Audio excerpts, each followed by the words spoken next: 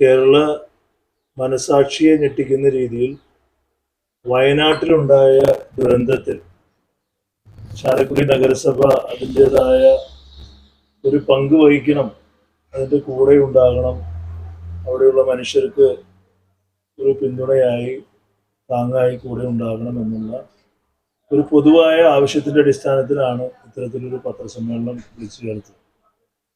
ചാലക്കുടി നഗരസഭയിലെ എല്ലാ കൗൺസിലർമാരുടെയും ഒരു മനസ്സ് എന്ന് പറയുന്നത് നഗരസഭയ്ക്ക് സാധിക്കുന്നത് എന്നല്ല, പരമാവധി സാധിക്കുന്നത് വയനാടിന് വേണ്ടി ചെയ്യണം എന്നുള്ളത് തന്നെയാണ്. പരസ്പരം ഞങ്ങൾ നടത്തിയ ആശയവിനിമയത്തിൽ നിന്ന് ചാലക്കുടി നഗരസഭയുടെ നിലവിലെ സാമ്പത്തിക സ്ഥിതി അത്ര വലിയ ശക്തമൊന്നുമല്ലെങ്കിൽ തന്നെ നമ്മളാൽ കഴിയുന്ന പരമാവധി വയനാടിന് വേണ്ടി ചെയ്യണം എന്നുള്ളത് തന്നെയാണ്, സർക്കാരിന് പിന്തുണയായി നിൽക്കണം എന്നുള്ളത് തന്നെയാണ് നമ്മൾ ചാലക്കുടി നഗരസഭ ആഗ്രഹിക്കുന്നത്. അതിൻ്റെ അടിസ്ഥാനത്തിൽ നടത്തിയ കൂടിയാലോചനയിൽ ചാലക്കുടി നഗരസഭ കൗൺസിലിൻ്റെ കൂടെ അംഗീകാരം ലഭിച്ചാൽ 10 ലക്ഷം രൂപ വയനാടിന് വേണ്ടി നൽകണം എന്നുള്ളതാണ് നമ്മൾ ആഗ്രഹിക്കുന്ന കാര്യം.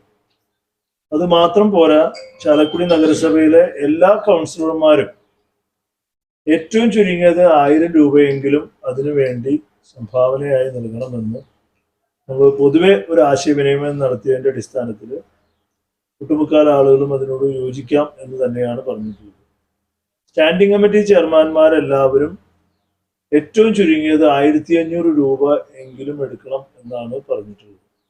വൈസ് ചെയർമാൻ 2500, എല്ലാം ചേർത്ത് ചെയർമാന്റെ വിഹിതം കൂടെ ചേർത്ത് ഒരു 75,000 രൂപ കൊടുക്കാൻ സാധിക്കണം എന്നുള്ളതാണ് ഞങ്ങൾ ജനപ്രതിനിധികൾ എല്ലാവരും കൂടെ ആഗ്രഹിക്കുന്ന ഒരു കാര്യം.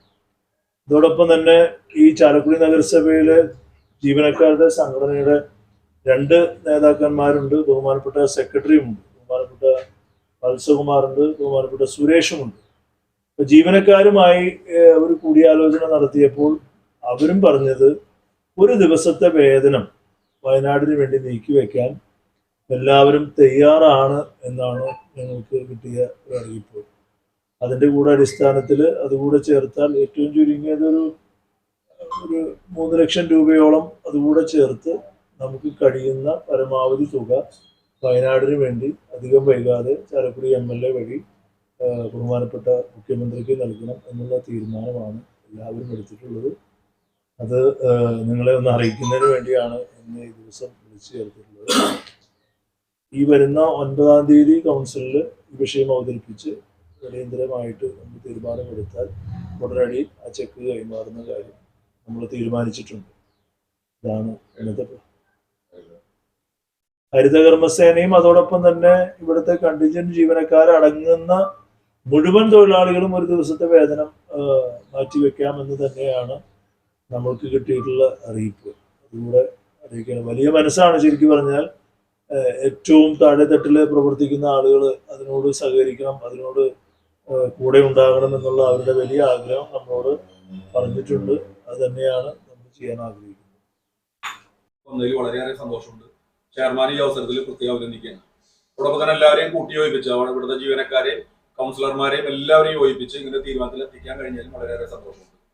അതോടൊപ്പം തന്നെ ഈ പരമാവധി ഇന്ന് നമ്മള് കൗൺസിലർമാരും ജീവനക്കാരും നഗരസഭയുടെ വിഹിതവും നൽകുന്നതോടൊപ്പം തന്നെ പൊതുജനങ്ങളിൽ നിന്ന് കളക്ട് ചെയ്യാൻ പറ്റുമെങ്കിൽ അതും കൂടി ചെയ്യാനുള്ളൊരു മുൻകൈയും കൂടി ചെയർമാൻ എടുത്തിട്ടുണ്ടെങ്കിൽ അതിനൊപ്പം തന്നെ ഒരു കൗൺസിലർ എന്നുള്ളതിൽ ഞാനും ഒക്കെ ഉണ്ടായിരിക്കുന്ന ഈ അവസരത്തിൽ പറയുന്നത്.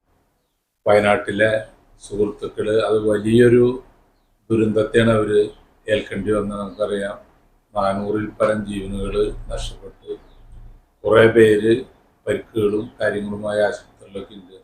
അവരെ സഹായിക്കുക എന്നുള്ളത് ഏതൊരു മനുഷ്യ സ്നേഹിയുടെയും കടമയാണ്.